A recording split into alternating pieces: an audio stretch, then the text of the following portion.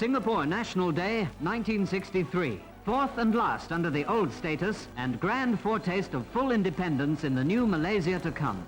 But this new chapter prompted an event that was very costly for the people of Singapore: Konfrontasi.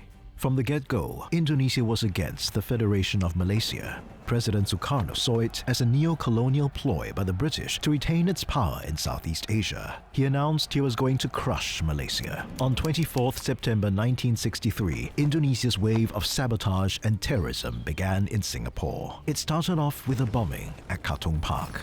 42 explosions occurred between September 1963 and May 1965. Security was heightened everywhere. But the deadliest of all the Konfrontasi attacks happened on 10th January 1965.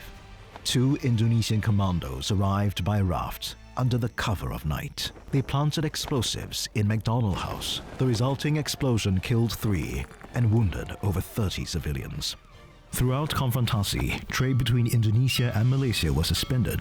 The flow of goods through Singapore's ports fell as much as 30%. The country's relationship remained tense until after September 1965, when Indonesia underwent a dramatic change. President Sukarno fell from power following an attempted coup, and General Suharto assumed leadership.